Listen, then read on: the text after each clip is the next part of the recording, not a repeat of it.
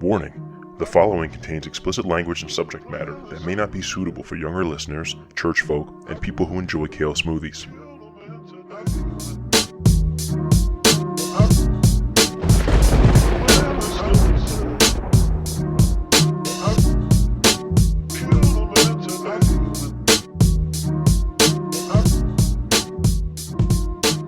Ladies and gentlemen, welcome back to A Pod Amongst Men. I'm your host, Steve B., and this is Coffee Break Conversations for the 21st Century. So this week I did a remote podcast with Brad Barnes. He's a life coach from the old West Coast. So he's somebody I didn't really know coming into this. It was our first time actually talking. We linked up through Instagram, and we did a podcast. And I got to tell you, I was really impressed. It was a good one. You know, Brad definitely had some really good insights about relationships and about us as men and about us, you know, finding our meaning in life. We talked a little bit about, like, you know, the sacred masculine, divine feminine, that kind of thing. It was a good conversation. I really think you guys are going to like it. Brad seems like a really good dude, and he had some really interesting things to say. So before we get started, make sure you guys, you know, subscribe to our YouTube channel. Make sure you follow us on Instagram, all that good stuff. And if you get the podcast through iTunes or any of those other platforms, make sure you rate, review, and subscribe. That helps a lot in us getting found by other people and potential listeners. So here it is. This is my conversation with Brad J. Barnes. Like, I wanted this to be kind of like I don't want to say a safe space for men, but it's like a place where we could kind of let our guards down, where we could talk about, you know, the things that make us men, but at the same time, you know, having the best intentions and not, you know, it's not locker room talk. It's not bro talk. You know what I mean? Like, this is all supposed to be constructive. This is supposed to be guys helping other guys while finding a way to make it fun and entertaining. It's kind of like a lot of times when you go to work, you know, you guys, you might have break with like another coworker, or like a bunch of people have their lunch at the same time. It's that kind of conversation where everybody's just, you know, we're all in the same team, we're all on the same page, and we're just kind of talking and letting it out, letting it all hang out. Sometimes it's silly, sometimes it's serious, but for this, the goal at the end of the day is for us to kind of call each other out when we need to, but also be able to share, like, sometimes the terrible things that we've gone through in life. And, you know, it's just kind of sharing our stories, talking to people from all different backgrounds and whatnot. And just kind of seeing what else is out there. And maybe in the process, you'll hear something that you identify with or that you empathize with, and it can make your life and your experience, and it can make you feel like you're not so alone, and realize, hey, there's other people going through the same thing, and maybe if we talk about it, we won't all feel so alone, you know? Dude, that's awesome. So, but really like I said, cool. It's got good intentions and a serious kind of goal in mind, but I don't want us to take ourselves too seriously. You know what I mean? Like, totally. We could be idiots sometimes if the situation allows, but at the same time, we're men. Yeah, we're men, but we have hearts. You know, we're not all just Neanderthals, even though sometimes we kind of lean that way. Yeah. You Cool. follow So what I'm saying? I 100% follow what you're saying. I would say, like, my addition here would be maybe some of the more like technical stuff, some of the stuff that is maybe the why behind why men are the way they are, and some tools and stuff to practice in life. You see, that's actually perfect, because I have zero, you know, legit training in anything. I always make clear to everybody, I'm just another guy talking to other guys. That's as much as I know. Okay. Cool. Love it. If anything, I'm going to defer to you on some of these things, especially for the more technical explanations and whatnot. I'll try my best. So do you want to give a little background for the listeners on, like, who you are, where you're from, and your story? Sure. Yeah. So give me one more second to get this last piece pulled up here. Not a problem. See, I like you got notes. That's good. You came prepared. Oh, I'd like to set my intention. Most of the people that come in their notes is just like, you know, the nutrition facts on the back of the beer bottle. I was thinking if I should have a beer in my hand or not. That's fine. I'm having water. I've been home sick with the flu all week. So, yeah, I haven't really been drinking anything except water and orange juice. Nice. Whatever gets it done, right? Yeah, it's been a rough week. Cool. All right, you can ask me that. You've started, yeah? Yeah, no, we're good. I was just going to have you give a little background about who you are, where you're from, and what you do. Just your story, so people know who you are. Yeah, so my name is Brad Barnes, and I'm a life coach for men. I was born and raised in Laguna Beach, California, in the arts. I've been in theater my whole life and had a long music career.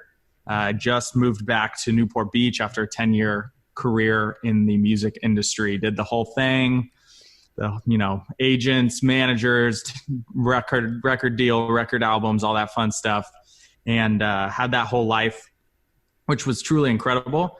Really showed me the parts about being on stage that I really love, and kind of allowed that door to open for me into coaching and speaking and kind of taking that next step.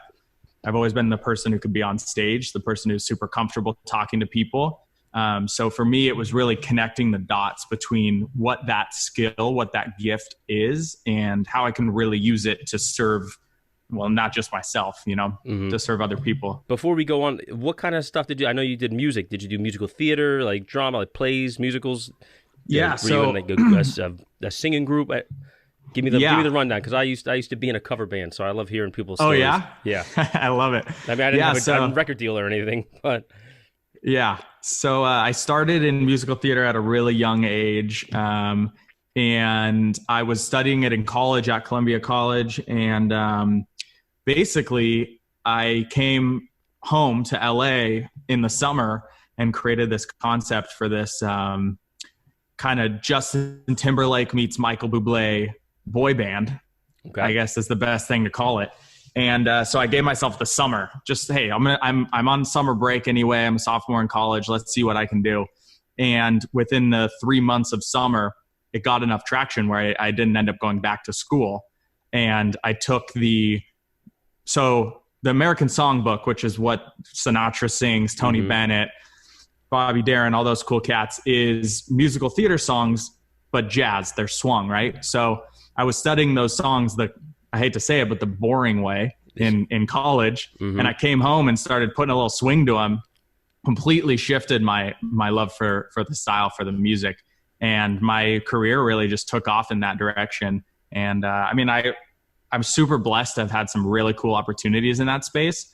It was for sure my first interaction with working alongside men and being in this working business, and we had to be best friends or else it was not going to work.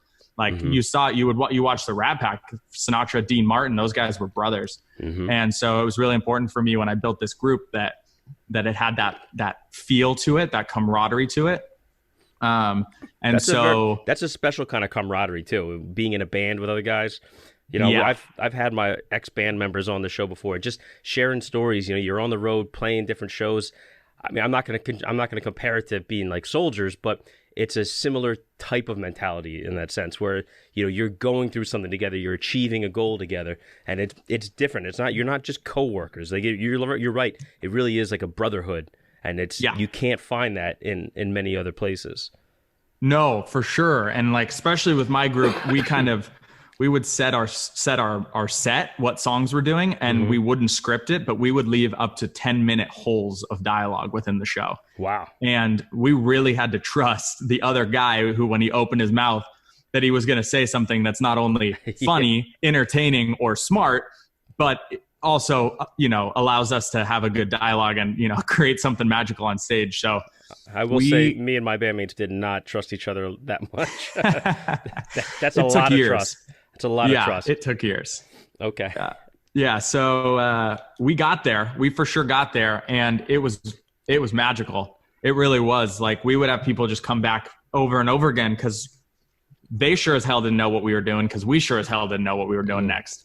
So it was really fun. It added like that level of danger, that level of who knows what the heck's going to happen. Yeah. And we had a 7-piece band behind us, so that they were on their toes the whole time on top of it. So it was a lot of fun. It was a really cool time in my life.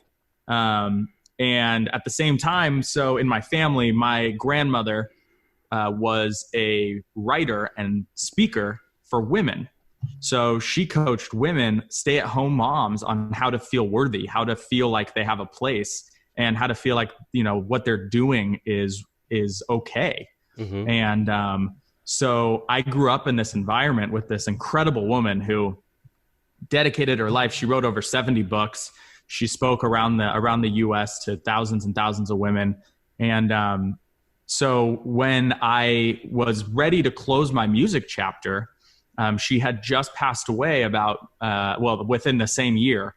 And all of a sudden I just, boom, put the pieces together. Wow, I love being on stage. I love connecting with people. The reason I was performing, it wasn't the music. It was getting to take these people out of their lives for a minute and inspire them, give them something to take them out of their pain or misery and just bring them joy and happiness. And I really connected with, wow, that's actually that's what made me so happy. That's what got me on stage every night. So I started crafting my coaching program and really set my intention for what I wanted to achieve, which is the path I'm on now.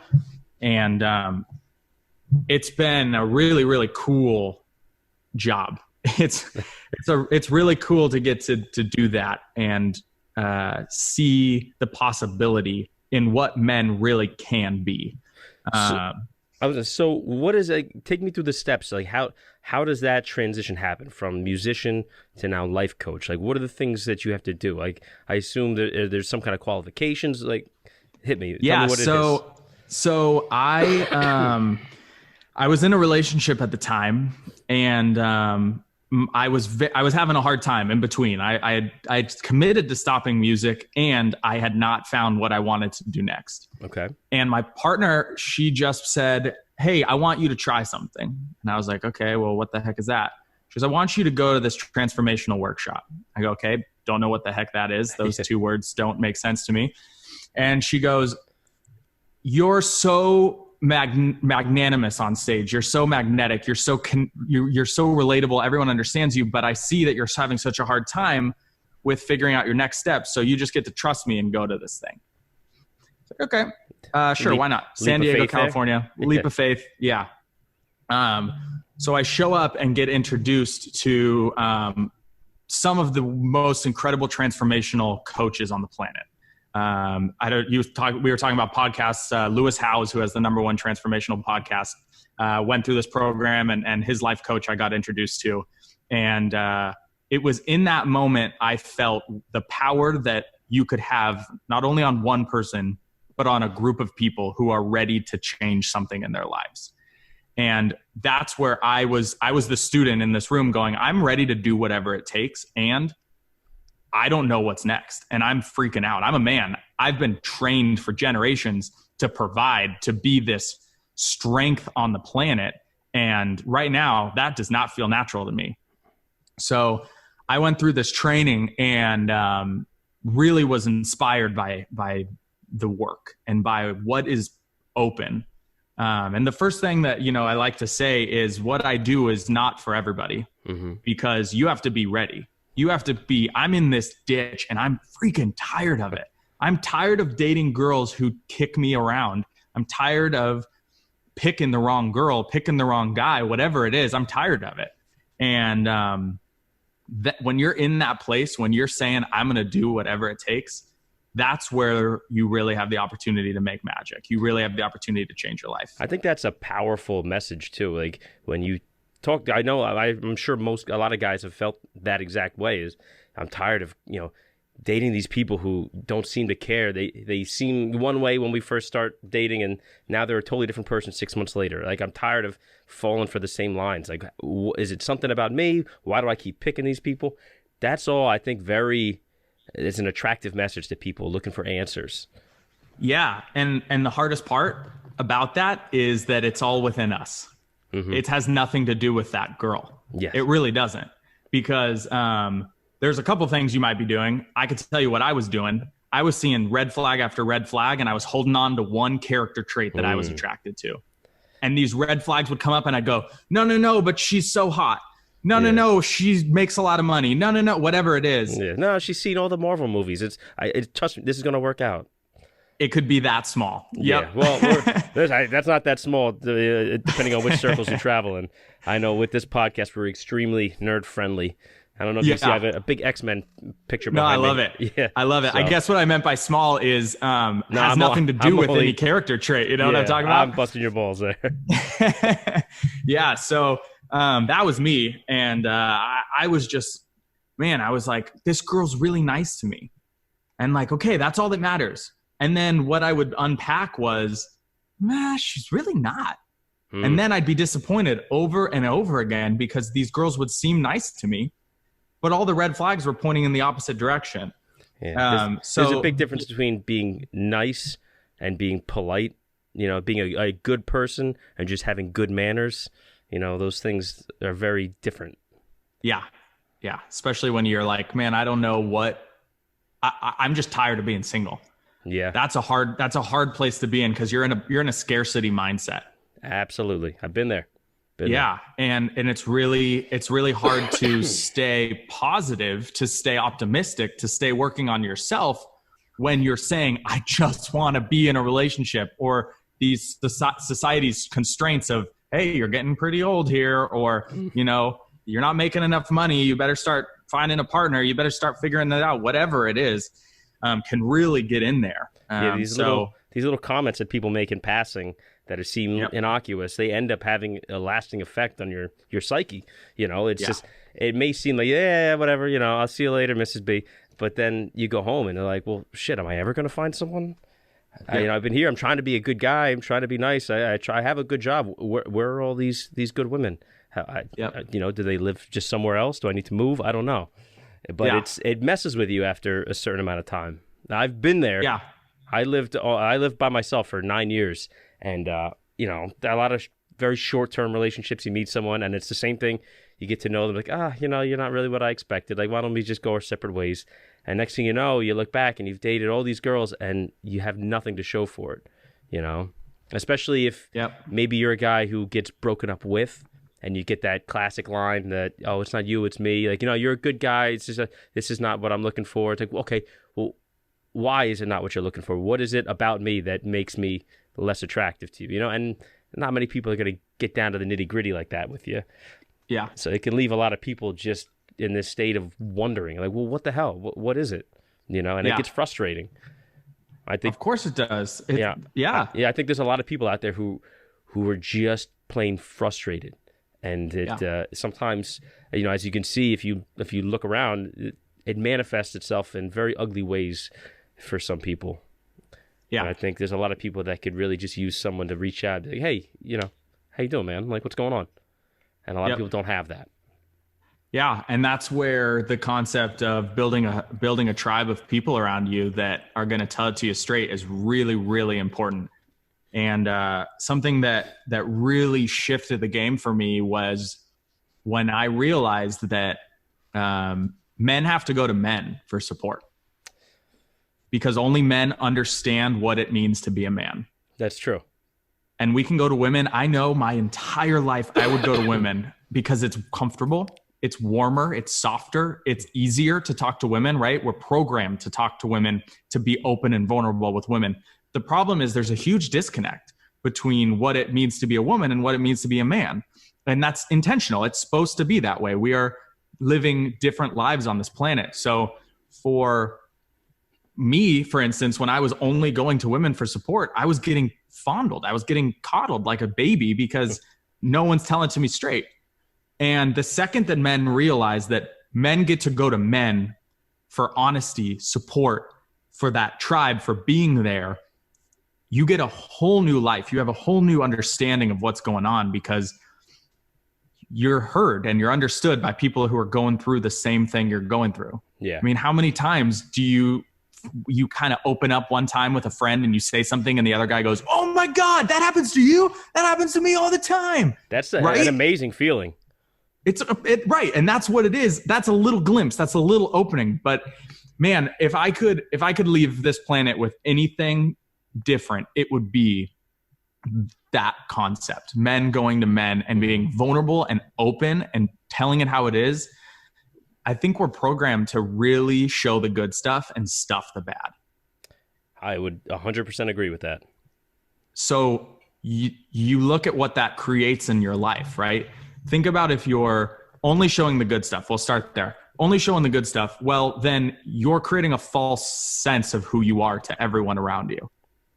You're putting your head on the pillow and you're going, another day, inauthentic, having to fake who people are. I'm tired. I'm angry. I'm over it. The other side, I lost my train of thought.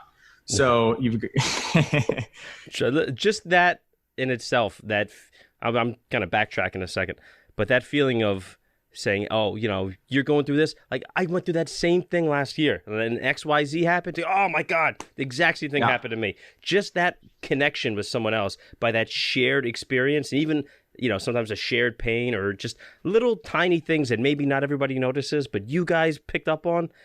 Yep. You can't put a price tag on that. Like, that is something that is so valuable, and that's what I'm trying to capture with the podcast. And even if it's a serious thing or a stupid thing, but just that vibe, you know what I mean? Yep. So I'm really, really digging what you're saying right now. Thank you. Yeah. So, okay. So then the other side, stuffing it down, right? Mm-hmm. If you're Irish, you know all about this. Yes. And you know that feeling where your body physically starts to get sick. You get an ulcer, you get a tumor, you get a whatever, because you're literally shoving pain and storing it in your body. Well, that comes out in big bursts of negative, toxic masculinity. Mm-hmm. That's where aggression comes out. That's where you start punching walls. And that's the other side. It's like, we don't want to be that. Like, men weren't built to be these like brick walls of explosions or brick walls of, no emotion. That's not how humans were meant to live on this planet. And, I spent a lot of time on this concept of where did it come from? Mm-hmm. And I came across something historically that was super interesting. And this may trigger some people, which is great. I love getting to do that. Absolutely. Lay on us. Yeah. So you think about where men's self-worth came from when this country was started. What the only jobs men could do, physical labor. Mm-hmm. Yeah. We'd come home, our bodies would be exhausted. That's our indicator that we did our job today. Well, I would say that's the majority of men, especially when it comes to like working class, middle class. There's always, artists, poets, actors, like, men did all kinds of stuff, but those were the main, most common jobs. Yeah. Yeah. So you'd come home and you'd be physically destroyed. You'd be exhausted. You put in all this work. And then as the decades went on, more and more opportunity for jobs that weren't physical labor started to be created, right? You had the opportunity, computers, you could work behind a desk like I do. You could do all these things, and it created this divide between where men could go for their self-worth, because it was so instilled in us that being physical labor, working on a car, working on building a house, working in a factory, all these things, our self-worth was so tied to that. As those two groups started to pull further and further apart, there was this disconnect. And you see now this thing when men going, you're a pussy if you don't, work out and lift heavy weights and do all these things. And then there's these other guys who are going, hey, I don't know how to be a man. It doesn't feel right to me anymore because I don't know where the heck I'm getting my masculinity from anymore. And it's created this polar divide in masculinity where more and more people are going, okay, well, I'm not that kind of guy. I can tell you right now, for me, I'm not that kind of guy. I'm not the guy who can build a house. I'm not the guy who can put a car together. And you have to, you really have to spend the time to work on yourself, or you're going to feel so displaced in our society when you don't have that connection with other men and all of these moments in which your self-worth can be validated through physical labor, physical lifting weights, your job, whatever it is. And we see a growing social structure of this divide, especially in the US right now. And so another intention of mine is to really support men in finding their self-worth from within them and not from what they do or how much money they have or how good they look or any of these things. Because the thing about self-worth is that it's entirely your decision. Mm-hmm. You get to decide. It's an interesting concept. I haven't heard it put that way, where our self-worth is tied to almost the physicality, of what we do and our jobs and our toils, so to speak. That's interesting because you see that very common nowadays, especially, our generation. A lot of guys don't know how to work on a car. Like it used to be, you'd go out on the weekend, change your oil with your dad. He would show you how to change the brakes or something like that. But more and more often now, like me, myself, I couldn't tell you anything. Like the best, if the gas tank, if it doesn't say E, I can't tell you how to fix it. You know, like I don't know anything. But I also work in a blue collar industry. I'm an electrician. So, you know, I feel like I'm building something, I have something to show for my work in that day. But at the same time, do you think that is to blame for a lot of the explosions, like you said, like these negative and toxic outlets or not outlets, but you know, these releases that you see from guys just snap, they lose it, and you know, next thing you know, you have the term toxic masculinity, which I think is a interesting term because I don't know if it's the masculinity that makes it toxic or it's just the behavior itself is toxic, because surely everyone knows, you know, I don't know, I've seen women that can react violently and things. It's not just a inherently masculine thing. So I've gone back and forth with people over that. It's like a tenuous definition, you know? Yeah. So let me maybe bring some clarity to that. Every human being, male or female, has a combination of masculine and feminine energy. That's inherent in who we are. So if you think about, and I like the term healthy and unhealthy masculine or feminine energy. I do too. That's the one I like to use. I like the hashtag. That one. Yeah, exactly. So if you think about the healthy and unhealthy sides of those, you really can get more clarity on what that means and how it's not just men. Okay. I have been in a relationship with a woman who had very unhealthy masculine energy. She'd punch the wall. She would explode. She would throw things. She would lose it. Right. It's not gender specific. So gender and masculine and feminine aren't exclusive. So if you think about it, it's this way, male and female, different than masculine, feminine. Okay. So examples of unhealthy feminine energy, right? Coming into a room and disrespecting everyone because it feels okay to you. It's the emotions you're feeling. That's unhealthy feminine energy. You've disrespected everyone in this room. That's not healthy. That's not okay. Right? Interesting. Yeah. So there are both. And I can tell you that I have been all the sides of both, as we all are inherently. I think the clarity comes in when you start knowing what those acts are and where they come from. I agree. That's where you can. That's a huge one. I think a lot of people don't know. They've never even heard that concept, so it just seems very alien to them. So by you talking about this already, I'm sure a lot of people are probably leaning a little closer to the computer to try to. Cool. Well, let's keep going. Yeah, let's keep going. I would love to dive more into this right here. Yeah. So I think that even trying to say to yourself and say the words out loud, I'm a man and I have masculine and feminine energy, that might stop a lot of people. Yeah. Right? Their ego might start to go, what the, screw that. I'm all man. No. How you create a loving, deep, intimate relationship with a woman is being able to toggle between those two energies, because women understand feminine energy. They are inherently leading from their feminine energy, right? As men, we are inherently leading from our masculine energy. If we are in a relationship the other way around, it will not work, because you both are going to be fighting your inherent nature to try to make your relationship work. Gotcha.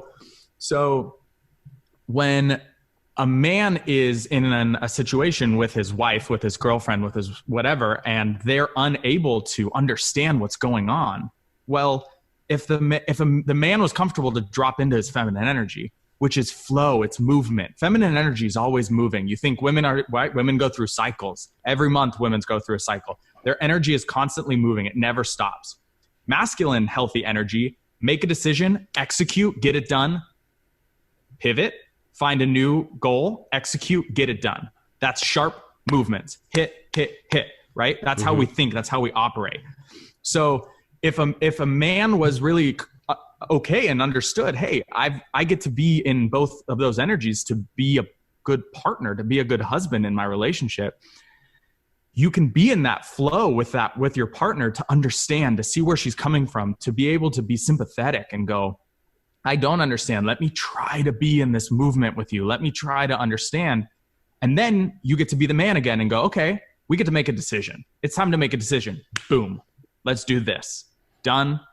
That's healthy. That's being a healthy man, making a decision, a smart decision, right?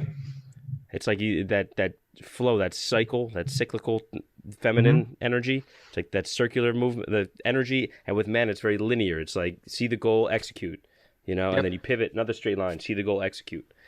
That's, on a side note, I'm sorry, it just reminds me of, there was a Jet Li movie, an action movie called The One. It was kind of a little cheesy, but there was a very clear thing where he played two characters. They were kind of like alternate universe versions of the one guy. And one guy had more of like a circular, like flowing, peaceful energy. Another guy, the villain, had that linear kind of like, this is all I want. I'm one single-minded about this thing. And he had actually used different styles of kung fu to express that in the fight scenes. So I'm just thinking about it. It was with the linear, he used Sing Yi Quan, where it was a very like straight, short movements, like, directly through the opponent. And with the other guy, the circular one, it was Bagua Zhang, and it was very flowy and, redirection of energy. And that's not really related at all, but I had to just get it out of my head. Otherwise, it was going to be bothering me. It sounds completely related in the fact that they sound like two different tactics to achieve the same goal, right? Exactly. And then that's exactly what I'm saying. We have that inside of us. See, Brad, that's why you're perfect, because you're making sense of these ramblings that I have. So thank you. I heard it. I heard exactly what you were trying to go for. Yeah. So, I think that just starting with an understanding of like feminine and female are not the same thing. Okay. Right. You are not a female, right? You are not a female by being in feminine energy.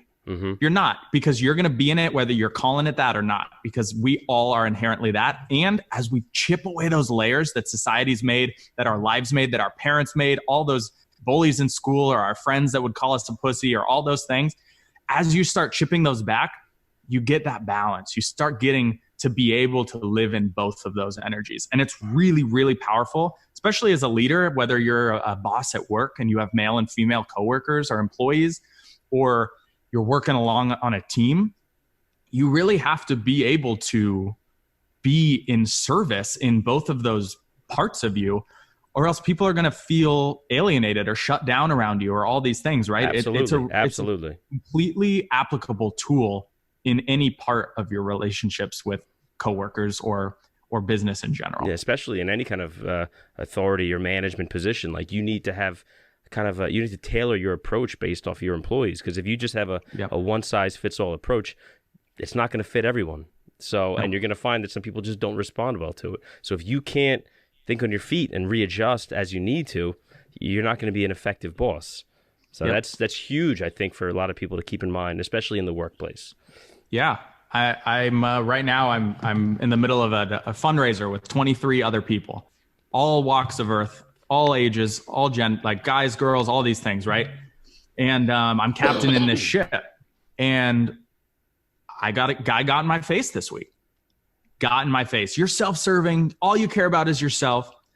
And if I were to treat him how I treated the other people, hey, you know what? You need to go outside and take a breath, right? Most, if you're in a good headspace, you can take that. You can step outside. You can take a breath. He would have left. He would have walked out. Done. Quit the team. His contribution would have been done, and he would have beat the crap out of himself at some point for allowing that to affect his life. And I really got to say, hey, you know what? Let's take a breath. Talk to me about it. What's going on? What's coming up for you? What am I doing that's making you feel this way? And just being able to navigate employees in a way that you can shift between those, it's really been a game changer for me and a lot of the people I coach in their lives, because like you said, it's not all black and white. Not everyone's the same. Not everyone can be talked to the same way and receive the same information. And same with parenting, right? Like me and my brother are two very different kids. And my mom's parenting style really aligned for my brother. Super easy. They got it. For me, we butt heads at every corner, because you can't, if you're going to parent your two kids the same way, you might come out with, completely different kids. Yeah, exactly. So it's really applicable in a lot of areas. Definitely. So Yeah. what would you say of all the things you deal with in terms of being a life coach, what is your main focus? Like, do you have like one kind of like specialty, like an area of expertise? Is there, Yeah. or is there any, is it a number of things? Yeah. So I do one thing. Okay. And that's I work with men who are ready to be in relationship and either don't know how, are striking out left and right, are picking the wrong girls, whatever, or guys, whatever it is.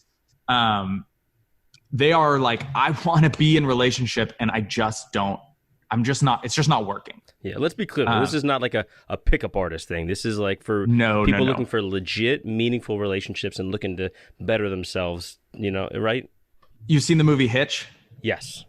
Okay, so Hitch is in the diner and that guy comes in and he's just like, I really just want to have sex with this girl, whatever it takes. And Hitch walks out. Yes. It's not about that, Good. This is just making sure we're clear. Yeah. Because the intention behind all of this for me is to create a world where men and women are very much equal. There's no you're below me, you're above me, I own you, you own me. It's none of that. Mm-hmm. In my vision for this world is that can drastically reduce domestic violence. And for me, that's some of the stuff that breaks my heart the most is when people are in relationship, they feel stuck, their money's stuck to this person, their kids are stuck to this person, and man or woman is getting abused. Yeah, that stuff kills me. Just had a long episode about that 2 weeks ago. It's very upsetting. Yeah. So what I intend to do from the beginning, the intention behind every minute I spend with my clients is breaking down, getting rid of whatever they're telling themselves, make it okay. That makes it okay for them to act out of integrity. That's a big piece of what I think would really shape the world in a different way. Can you elaborate on that a little bit? Yeah. So I'm gonna go even bigger picture on this. Okay. How many times do you tell yourself that I'm not good enough, I don't deserve that, I'm not worthy of that, that girl's too hot for me, that job's too good, I can't take that? Like, we beat ourselves up with our words over and over and over again.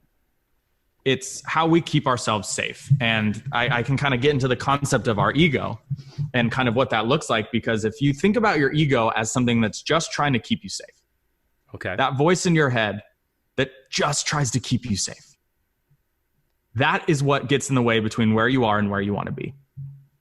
So I want to start my business. That voice in my head's telling me, hey, you know what? You could lose everything. Why don't we stay where we are? You could lose everything. Let's stay safe. Well, that's your ego trying to keep you safe, keep you small. And when you get to break through that, when you get to hear that voice and go, no, I'm going to live intentionally, you start to make choices that really serve what you want for yourself, who you really want to be authentically. And so the first week of my training is all about, what are you telling yourself? What are you telling yourself that does not serve what you're looking for? I'm losing my hair. I'm not worthy if I'm losing my hair. Sorry, it's a bad example. That's not who I am. But no, it's who I am. That's okay. But keep going. Great. So your worthiness right there, you're going to tie to I'm losing my hair. Well, The Rock sure as hell does not have his worthiness tied to his hair, because it's a choice, right? He's choosing to go, I am just as worthy with a bald head as I am with a full head of hair. And these things we tell ourselves every day, we wake up and we start. We wake up and 98% of the planet says something negative about ourselves, even if it's, I do not want to be awake right now. Let me ask you a question. How common is a height thing like that? Inferior. I'm not tall enough. These girls are never going to look at me. How commonly do you hear that? You hear everything. Okay, because that's one I feel like is some girls are really mean about it too. I'm not a tall guy myself, and I've heard it all. So another piece of what I work through is really not letting other people's feedback that they give you change you, right? You're too short for that girl. Great. That girl just self-qualified herself to not be your wife. Mm-hmm. That's it. Great. Yeah. She's done. No more energy on that girl. I don't fit her. Great. Time to move on. Time to look. Time to keep searching. The second we start to take those things and let it affect who we are is the second who we are starts to disappear. I like that. It's a good way to put it. So how do you find clients, or how do they find you, or vice versa? Like, how does this happen? Yeah, sure. So the main easiest place is on my Instagram at Brad J. Barnes. People DM me there.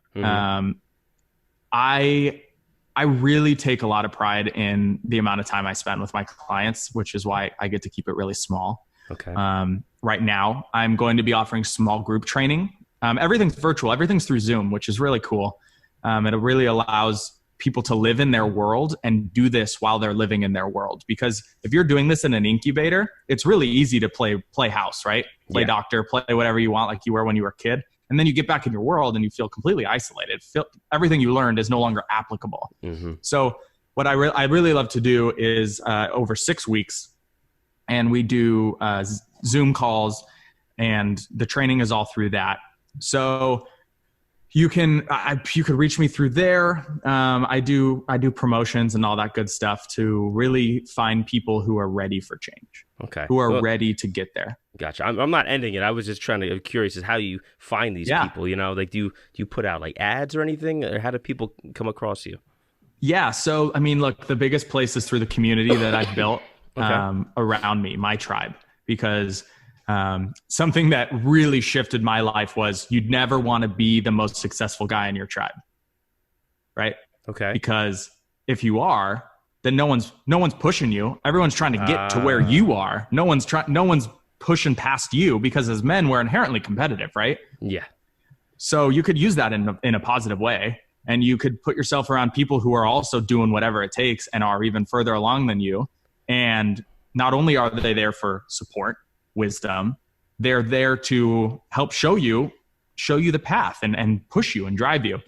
So I have a lot of people around me that are coaches in other ways. I have one of my closest friends is a coach for women, the exact same thing. And she does this for women, which is just as important, because the things society tells women they already already aren't, because they don't look like Emily Ratajkowski, right? They're already in self beat up, and they're telling themselves things, right? So referrals back and forth. I meet girls that are looking for it, right? Because I really don't take clients who aren't in my niche, who aren't exactly right, because so it's a little specialized. Totally. Yeah. I'm not about being a jack of all trades. Gotcha. I'm not going to achieve my mission, but I think that's really good. It's a side of humility, but also the fact that you're not going to try to, bite off more than you can chew and take on a client that maybe you don't have the right approach to help. And in which case they're wasting their time with you, and vice versa. They're not getting anything out of it, and everybody loses in the end. But I think that's smart. You mentioned the word tribe a few times. Could we delve into that a little bit? How do you go about finding your tribe, or what would you describe your tribe as? Just because in my head, when I hear the word tribe, I can't help but think of a campfire. But I know in reality, it's much more than that. Yes, and I have sat around a campfire with my tribe multiple times, right? I have as well. We didn't call ourselves a tribe, but I've done the campfire thing quite a few times. Yeah, I think it's kind of, it's for sure the word that is used most inherently around like really specific people that you keep no matter what in your life, because you go there with each other. Mm-hmm. It's someone that will be really honest with you, will give you what you need to hear, and that love you unconditionally. And that formula creates the drive, the motivation, the support, the love, all those things that we really strive for as human beings. Mm-hmm. And how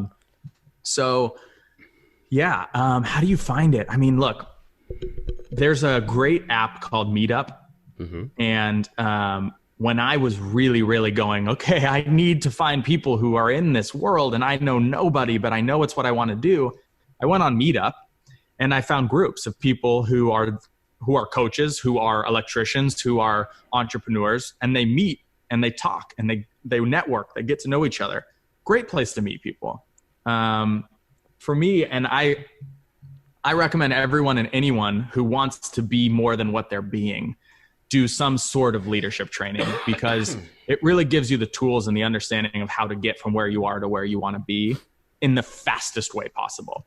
So when I did Ascension Leadership Academy in San Diego, I met people that are in my life and will be in my life for the rest of my life. There's a connection you have with people who are shooting and sprinting for the stars as fast as possible.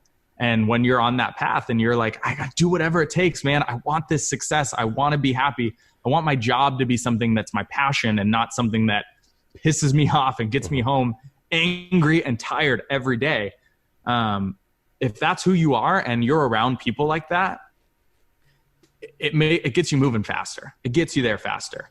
It's a lot more than just, people with common interests. Like you would maybe like, a lot of people would assume, it's just somebody that, you could hang out with. But no, it's like you're saying, it's more than that. It's would you say, a carefully cultivated group of people with like-minded interests and motivations? How would you describe it? I think the best thing about relationships is people either make the choice or they don't. Okay. They're either in your life or they're not. They're either there for you unconditionally 100% or they're not. And that allows, when you are committed and that other person's committed to your friendship, to your relationship, to supporting each other, getting where we want to go, our visions, and being selfless. Like, hey, you know what? You really need me to come down and be in your focus group this weekend and 3-hour drive away. All right. I'm there for you. Like, let's do it. Like that kind of do whatever it takes for the people in your life. You get that reciprocated. You get that back in your relationship. It's a whole nother level. I feel like it's hard to find nowadays. It is. And but how often are we doing that for other people? Like how often do you go that far for someone with nothing in return, right? Because if you're doing it for anything in return, then you're doing it for the wrong reasons. Absolutely. It's really easy for girls. It's inherently in the nature for girls to do anything and everything for each other. Why? Because they know everything about each other. They're open. They're vulnerable. They cry in front of each other. They laugh. They support each other in breakups. Like how many times a girl gets dumped and your date gets canceled because her best friend, right? Her best friend needs to be there for her. Yeah, we've all heard that one before. Yeah. So that's a lot less common for men to have that support. And it's so vital for the success of men on this planet. It seems to me that a lot of guys, they think, oh, well, I have my friends, the guys that I grew up with. But as something I've found as I've gotten older is a lot of times, you might have the same friends that you've had since grade school. But sometimes you realize like, well, now that we're older, we all have our own families. We don't have that much in common really as people. Like we experienced things together. We went through a lot together. But at the end of the day, like we might not even be on the same page about it, 9 out of 10 things. And a lot of guys, I feel like they're afraid to try to make new friends, or they're afraid to try to branch out. It's like eventually you have your group of friends from when you were growing up, and if you grow apart from them as you get older, then that's just what it is. And now you don't have any more friends, Yep. But it seems like, and I can attest to what you're saying too, by building a tribe, it's like a community. If you think of tribe in the word, like Native American Indians, it was a tribe, a community of people that lived and existed together and helped one another. And it was, very mutually beneficial for them to ensure each other's survival. Yep. So, I really think it's just that apprehension that a lot of men have is to making new friends or to reaching out, because it can't help inherently sometimes feel a little cheesy. Like, hey man, I know we don't know each other. You want to go grab a beer or something? Yeah, it's uncomfortable, but it's. So I asked men this question. So I'm gonna ask you this question. Guy walks up to you in the bar, clearly not hitting on you, right? Guy walks up to you in the bar. Hey man, what's going on? You got a cool vibe. Let's chat. Let's talk. Let me buy you a beer, or let's get another round of beers. You gonna do it? It's off-putting, I feel like, to a lot of people. Yeah, because I would be like, cool, awesome, let's do it. Right? Maybe that's just, I don't know. Oh, I'm sorry, something just popped up here. I got to get rid of that. Anyway, I don't know. Maybe it's me, but I feel like maybe it's a cultural thing here on the East Coast. Like we're so used to there being like, I don't know, like very forward people, and a lot of times they turn out to be pretty weird. But yeah, I'm always like, yeah, it's nice to meet you. I'm fine. It feels very inorganic. You know what I mean? Like it almost feels forced. Like a lot of times, like if somebody was to just make a comment about, like, oh, you see what they're doing, the Chiefs won, whatever. I don't know. Like if you're a sports fan, maybe, which I'm not. So that's the most I know about football right now. I feel like if you're going to do that, like strike up a conversation with a stranger, it should work the same way you would if you were trying to approach a girl. It has to be organic. If you just walk up and like put some pickup line on people, a lot of people might not receive it the best way, Yeah, no, it doesn't work. It does not work. Anything inauthentic is not going to work. Yeah. Right? Like anything that you would say to anybody. Well, I don't mean inauthentic. I mean inorganic. I feel like the difference there being like, you might really mean it if you would go up to say, hey, you seem like a decent guy. Like, you don't have a beer like that. You could be totally genuine and authentic in saying that, but it's not organic in the way where it's like there's a very cold open right there. It's a hard introduction. Yeah, it's gutsy. Yeah, it's for sure gutsy. It's the same thing, and it's a part of my coaching is the last step before I put you into the wild again is doing that with women. Really actually going up to a woman, letting your stomach feel like it's about to fall out your body and doing it anyway, pushing through that. Because, and this is something that really has supported me, is I ask myself a question. Is there a bear? I'm freaked out. Is there a bear? Hang on. Now I'm thinking of a movie line. I'm thinking of Steve Carell. I heard that their period's going to attract bears. I'm sorry. That's hilarious. That's great. So there might be a bear, in all fairness. Yeah, there could be a bear. But what's the percentage? Like 1% of the time there's a bear. And by bear, I mean something that's going to actually kill you, right? A life-threatening circumstance. Yeah, I'm just being an idiot, like I warned you about. Yeah. No, that's hilarious. I love it. I could talk about that movie. We'd do another podcast, talk about that movie all day. And where's that fear coming from, right? Is that fear because like you're afraid that person might say no? Are you afraid that person might laugh at you? Because that has nothing to do with you. That has everything to do with them. It's their problem. They're missing out on the greatest guy in the world. So something that's really supported me and it's, dude, I'm gonna tell you right now, it's the most uncomfortable thing in the world, right? No, like, there are those guys who You're right. Yeah. There's those guys who can go up to girls and say anything. Yes. Right. There are those people. I coach those people in a very different way. But majority of the men on this planet have been made afraid to go up and talk to a woman, and to get what they want, that's the only way they're going to get there. Yeah, especially nowadays too, after in this post Me Too world, a lot of guys feel scared, like, oh, maybe she's going to think I'm harassing her. Like, I don't need that trouble. I'm just going to shut up and drink my beer. I know that there's a lot of guys who think that way. Yeah. So you get to stop using pickup lines. Please stop. Please. Yeah. For the love of God, stop. And I'll tell a story because I think this would resonate with a lot of men. The book, The Game. Okay. Neil Strauss, The Game. I heard of it. He infiltrates the pickup artist world. Gets trained by the number one pickup artist on the planet, and creates a life of sleeping with women after women after women. And the book ends with him being the most miserable person on the entire planet because his life is so inauthentic and who he is so far away from who he's being, right? Mm-hmm. I had the displeasure of working alongside the gentleman who was the coach in that book. Okay. He was so miserable. He did not know who he was. He didn't even know who to be as himself, because those things, those cookie cutter paste here to sleep with a girl, are going to start your interaction off as a lie. You are being a fake person to try to get a real human being to be do the most intimate thing you can on the planet with you. And so throw those out the window. They don't work. Not my style, at least. And you're right. You have to be organic. It has to be. I always start with something that would make them smile.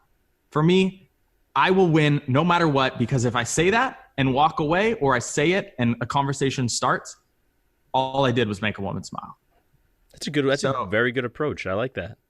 And it's genuine. You go, hey, I just want to let you know, like, your hair looks beautiful today. Not trying to hit on you, just letting you know, walk away. Or you say it in a different way. You sit down and hey, start talking about, like, it just has to be real. It just has to be from your heart.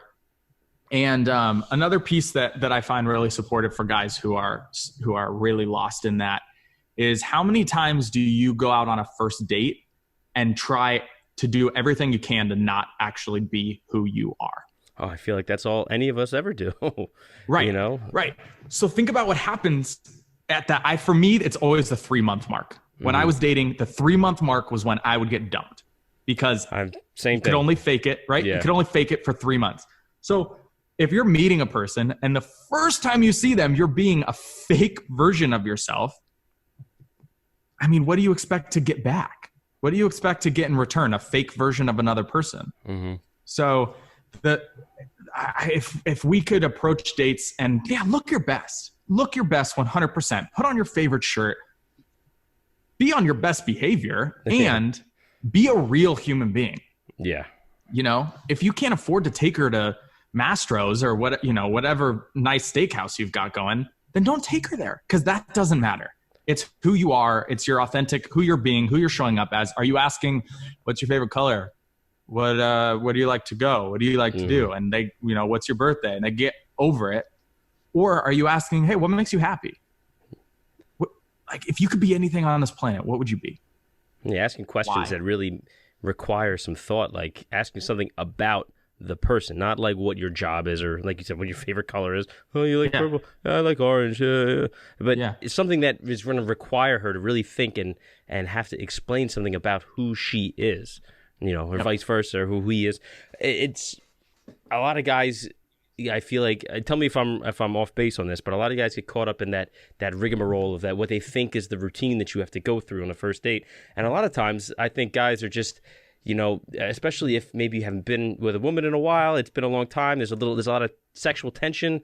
And so you think, what can I say to make her touch it? It gets a little, it makes your head go a little crazy. And it's something you have to really be aware of and kind of have a good grip on. Because it's easy to say something dumb, but it's a lot. You can come back from that. You can't come back from doing something dumb, or inexcusable.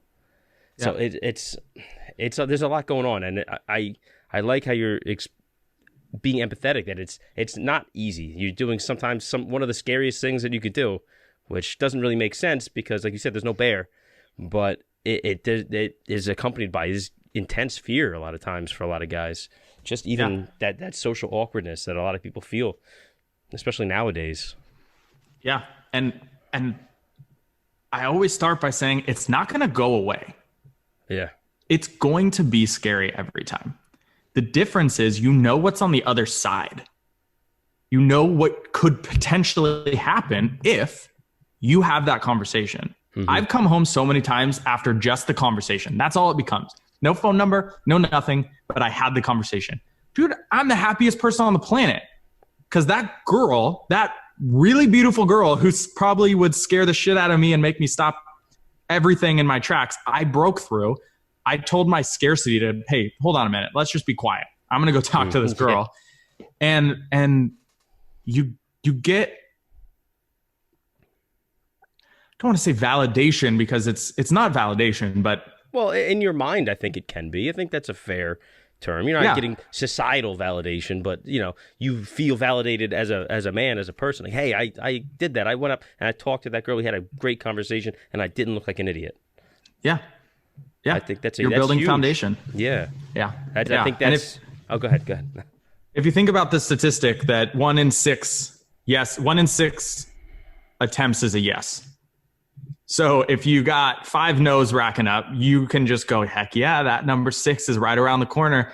Anything you can do to keep in positivity, to not allow what happens to infiltrate who you are or what you're attempting to achieve or attempting to find, will really, really support you. It'll really take you a lot further in what you're trying to achieve. I know I'm dealing with, with my job, I always have like a lot of apprentices, like younger guys on the job, in training.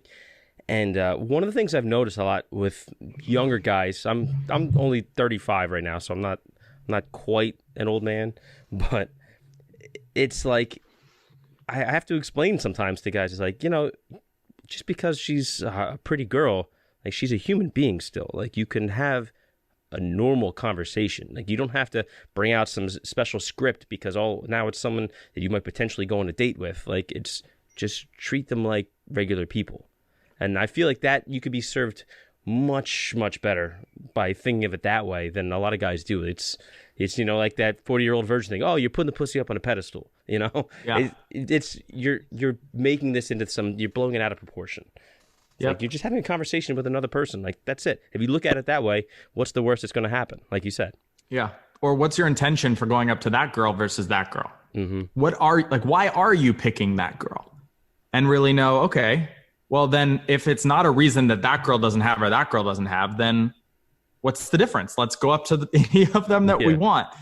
And that is where like, look, people, I've had a lot of people come up to me. Hey, what do you do? Talk about it. A lot of guys. And, I'm not ready. I'm just looking to sleep with girls. Great. Okay. Well, that's great. See you in a that's few where years. you are. Yeah. That's where you are. And every man gets to a place where they're ready.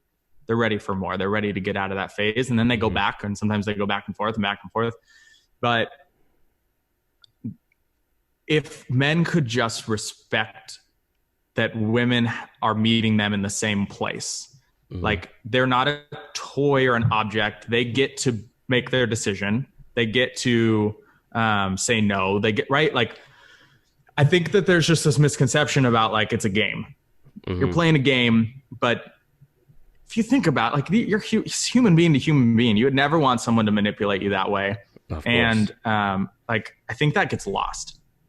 I think that gets lost in like whether TV or movies tell us we get to act a certain way or whatever.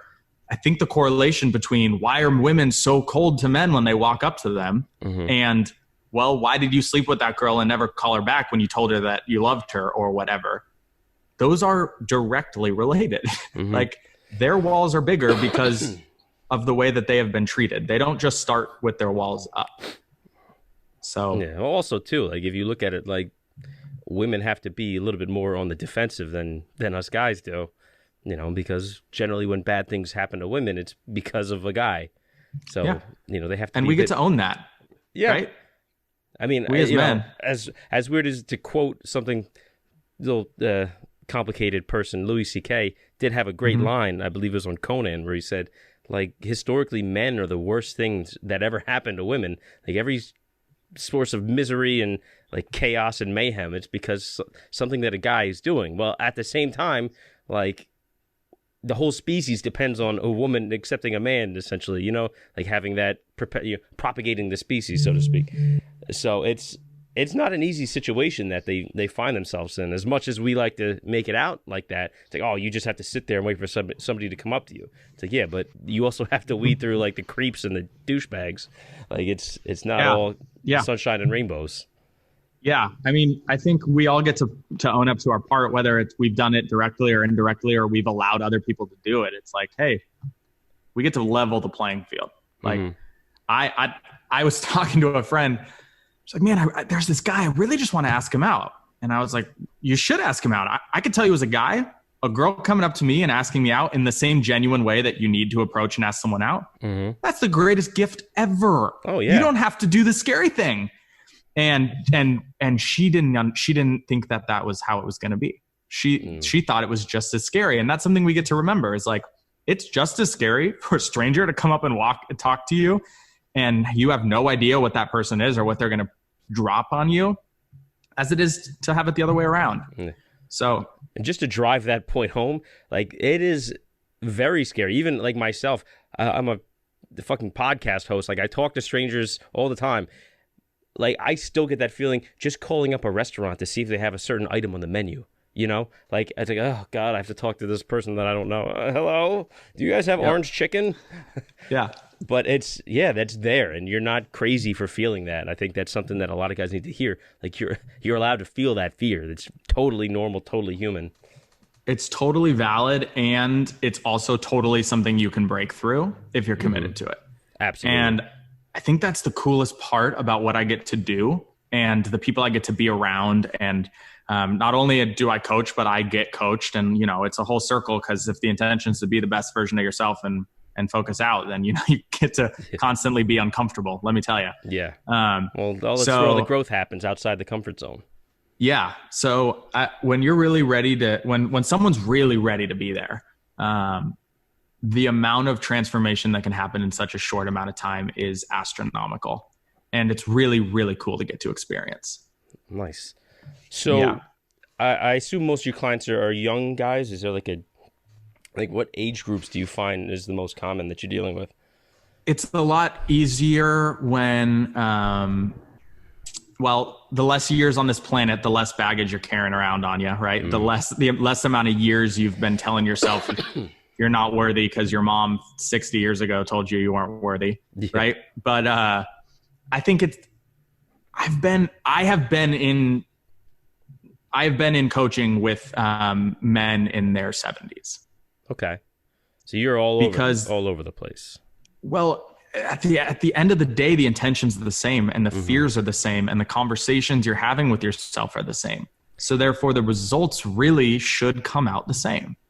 Well, the reason I ask about the age of clients is that within the past several decades, I know we've seen huge societal changes, and especially with the advent of the internet and how fast information flows nowadays, it's very different. The world operates very drastically different from the way it did, maybe when our parents were growing up. So I feel like a lot of that information that we've been passed down, from our parents' generations and their parents and so on, no longer applies to the world we live in now. So a lot of guys, even if their parents really did go out of the way to try to teach their sons and try to mold them into men, a lot of what they've been taught and what they've been conditioned for just doesn't apply anymore. So it seems like a lot of guys are just kind of up shit's creek without a paddle, so to speak. You just what do I do? Everything I've been taught, I thought I was being a good guy. And now you're telling me what I know is bad. Where am I supposed to go from here? What is your advice to someone like that? So the world is always going to change. Cycles of the planet, it's going to keep moving. Society is going to keep moving. And the thing that I think was the biggest shift for me was when I stopped trying to paddle upstream and I just let the current take me where it's going to go. Interesting. So I stopped trying to battle society. I stopped trying, right? So stop saying that technology is the thing that's killing everything, because technology's coming, man. You either have to adapt or you're going to feel really isolated and obsolete. So yes, there is more to break through. And again, that's kind of what I'm talking about as far as the years on this planet is a lot more foundation gets to shift, and it's harder. The deeper that your roots are in a certain ways of being, the harder it is to shift them. And they're the same shifts, I guess, is what I'm trying to say. I like that. Yeah. So yeah, I mean, maybe the beginning's different, where they're at might be different. But I think the roadmap can be the same, which is really powerful. It's really cool to get to experience. It's just a bigger change. It's a new world that they get woken up to. Yeah. And I've seen people drop 20 years off their life when they go through their mind shifts, the way they look at the world, the way they look at what they're attempting to achieve. When that shifts, they look younger just coming out of the situation because they're curious again, and their brain's firing in a new way. They're working harder to really focus in and look at what's not working for them. And they're really committed to those changes. So I think anybody who has a commitment, I don't believe if you can't teach an old dog new tricks, I guess is what I'm saying. Anyone who's committed to doing something new and stops trying to have all the power. I think men can really get caught up in, I need to hold on to power. I can't change because what I'm doing is working sort of, kind of. So I can't release this power. But sort of, kinda isn't really good enough if you want more. Like you can have really, really awesome in every area of your life if you're willing to go there. And that's been the biggest change. Nice. I like that instead of trying to fight against the current, you just learn to adapt and go with it. I like that. Very Bruce Lee, very, very Buddhist. I like that. I think that's a perfect way to end for right now, but we'll put a pin in it and I think that's a great thing. So Brad, I have to say it's been a pleasure talking with you. I really dig all the stuff that we've been getting into. Where can the listeners find you? Just give them, a plug again. Yeah, thanks, Steve. I appreciate that. You can follow me at Brad J. Barnes on Instagram. That's the best way to get a hold of me. I'm super active on there. DM me questions, ask me anything. If you want a consulting, I do a free half-hour consulting session for any of your listeners that are interested in going this route. I'm really interested in just transforming as many people. So if this sounds interesting to you guys, jump on it. Like you can take control. You can have everything you want. Something I'll leave you with is, if you want a 10 out of 10, you get to feel like a 10 out of 10. And so if you're feeling like a 6, if you're feeling like a 4, you're feeling like a 2, and you really want to feel like a 10, let's do it. We can get you there. I like that. So that's where I'll leave you. Very hopeful, very positive. Thank you. Like I said, I really dig everything that you've been talking about. I'd like to maybe in the future have you back on if you'd be interested. Let's do it. Anytime. Awesome, man. So thanks again. It's great talking to you. For all my listeners, you guys know where to find us on Instagram and APodAmongstMen@gmail.com. Make sure you guys subscribe to the YouTube channel and follow us wherever rate and subscribe on iTunes and Spotify and all that good stuff. So until next week, we'll see you later.